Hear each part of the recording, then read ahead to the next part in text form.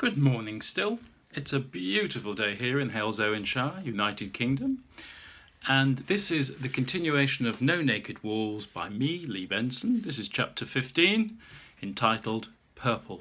I always used to think purple was the national colour of Liverpool. Purple, do you know what I mean? Like, I know it's red, or to my other friends blue, but blue and red makes purple. So this is purple. There's something quite pleasant in only opening up at 10 o'clock in the morning. You don't have to encounter the school run with its mad 4x4 drivers, oblivious to other rush hour traffic. It's one of my pet hates, Such a waste of time. You end up sitting still in a queue of stationary cars billowing out their fumes. I smile at the other drivers or nod as if I'm really on the radio, conducting along. It guarantees they stay away from you, At 11:15, Julian sneaks in, horrendously and unusually late. He's wearing a full-length overcoat, a matching woolen scarf and dark glasses. It's not cold outside, and it's not too sunny either. And, furthermore, it's not raining. His garb is obviously hiding a story, just a hunch. He doesn't utter a word, but sits down and lays his head on the desk, sighing. He remains in this position for 5 minutes, inviting curious attention and not moving an inch. It matters not to him that a lovely lady is buying a picture for her husband from me, and is about to hand over her credit card. She looks over at him and asks, "Are you all right, young man?"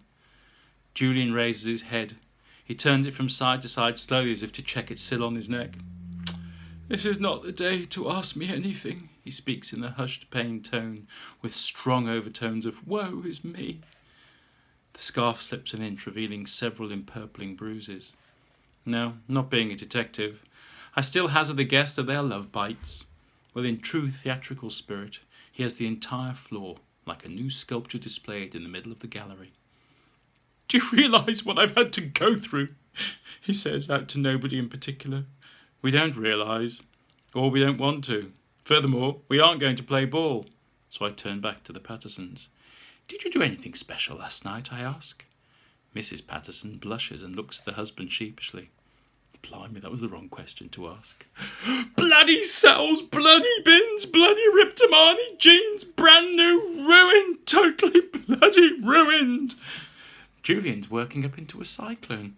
It would appear we've no choice but to take in the full performance. Curtains up, here we go. "Okay, Julian, what's happened to you?" I ask. He shakes his head with a mock exhalation of air. "I knew I shouldn't have gone to his house." Well, how about starting at the beginning? I do try to sound sympathetic to those embroiled in lovers' tiffs, but Julian is too accustomed to finding the wrong sort of boyfriends, who apparently all treat him far too roughly. Take his wages, abuse his friendship, his words, not mine. Belinda slips away to the kitchen to prepare the drinks which will doubtlessly be needed. I detect a grin on her face. Meanwhile, the Pattersons have decided, in addition to the picture, to purchase an exquisitely unique glass bowl. It's a radiant purple piece with swirls and cuts to let the light through. To the imaginative amongst us, it's a portal into the universe with hidden solar systems waiting to be discovered, and reasonably priced at a whisker below 2,000 quid, or to those abroad, £2,000 still. Mrs. Patterson is caressing the bowl in a longing sort of way. "It looked beautiful in our lounge." Mr. Patterson nods in agreement with his wife's decision, as if he had any real choice but to allow his credit card to take another bashing. And it's not even midday yet. "Not at all," I say. "Fancy a glass of wine to celebrate?" "Most certainly," says Mr. Patterson. Belinda returns with fresh coffee and biscuits, and I pull a good Rioja out from beneath the counter with 3 glasses. Might as well join in the celebrations. It's a good way to cement a purchase, and as far as I'm concerned, wine is an essential element to make the gallery run smoothly. Without any apparent reason for the escalation of his temper, Julian suddenly sends his chair flying across the floor. He walks over to the newly sold glass bowl as if to take it off to be wrapped, raises it high above his head, and turns it to catch the light. Then, after a few seconds standing perfectly still, he lets it drop to the floor. For a moment, the world goes into slow motion as the bowl, aided by gravity, falls straight down to its demise on the hard surface and shatters into 1,000 pieces. The noise is explosive, and fragments launch off in all directions. I look on in total disbelief, and Mrs. Patterson freezes with her glass of wine an inch from her lips. Julian steps carefully over the glass shards and heads for the front door. The last words that I can make out are that he can't stand it any more.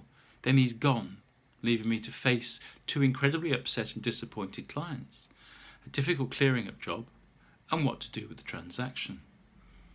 No choice. I immediately offered to cancel the sale and ask for the credit card.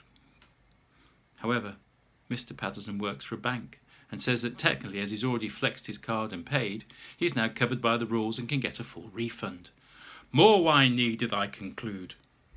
It's strange to sit down with the Pattersons and act as if nothing has happened with all the mess around, but one does, and one has to do. Could you get another piece commissioned? Asked Mrs. Patterson quietly. I'm sure after they hear the story of what's happened, they'll be delighted to make you a new, unique piece. So in a weird sort of way, we all end up in a winning situation. 2 bowls sold, 2 happy customers, plenty more wine consumed, and Belinda secretly relieved to see the back of Julian. For he's gone and never comes back.